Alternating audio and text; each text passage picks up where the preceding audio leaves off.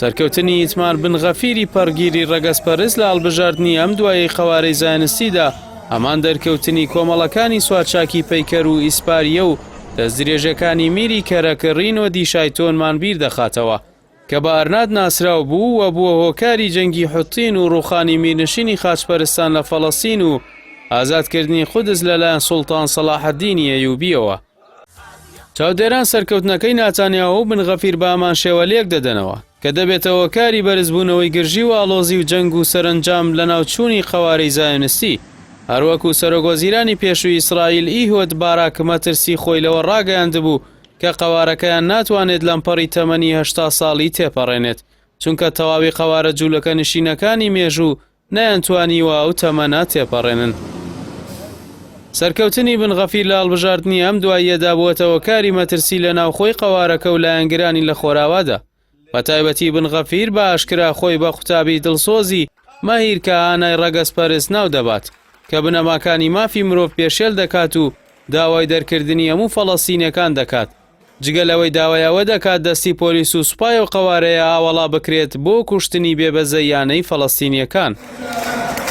ناوبراو لە کابینەی نوێی ناتانیاهۆدا داوای پۆستی وەزارەتی ناوخۆ دەکات ئەوەش یەکسانە بە جێبەجێکردنی بەرنامەی ڕەگەزپەرستیەکانی هەر بۆیە لە ئاهەنگی سەرکەوتنی پارتی گەورەی جوولەکەی بن غەفیردا لایەنگرانی زایۆنستی ئایینی دروشمی مەرگ بۆ عەرەبیان بەرز کردەوە. سەرکەوتنەوەی ڕاستڕەوانی پەرگیر و ڕەگەزپەرست ئەگەری سەرهەڵدانی جەنگی خوێناوی لەگەڵ کەرتی غەزە و کەناری خۆراوا بەرز کردوێتەوە. تەنانەتەوە سەرکەوتنانی گەرانی لە ناوخۆی قەوارەکەشدا خوڵقاندووە چونکە ئاوەڵاکردنی دەستی جوولەکە شارۆچکە نشینەکان بۆ دەستدرێژی بۆ سەر مزگەوتی ئەقسا و داگیرکردنی بەردەوامی خاکی فەڵەستین هەمان مەترسیەکانی ئارناتی زیندوو کردووەتەوە کە بە هێرشکردن بۆ سەرکاروانی حاجیە موسڵمانەکان و ئامادەکردنی لەشکر بۆ هێرشکردنە سەر مەدینە و پێڕێزی بە مەزاری پێغەمبەری خودا درود و سڵاوی خوای لەسەر بێت ڕێخۆشکەر بوو بۆ جەنگی حوتین و ڕوخانی میرنشینی خاچپەرستان و ئازادکردنی قودس. بۆیە خاڵاوبەشەکانی بن غەفیر و ئارناد لە پەرگیری و درڕندەی و نەخوێندنەوەی داکەوتە و بوغڕایی و نەسەڵەمینەوە لە تاوان زەمینەی شۆڕش و جەنگی خوێناوی بوون لە ڕابردوودا و لە ئێستاشدا سەرەتاکانی لە مێژووی هاوچەرخی ئیسرائیلدا دەرکەوتون.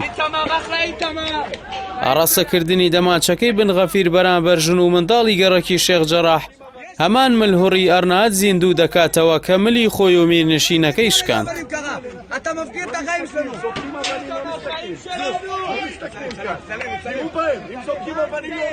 Im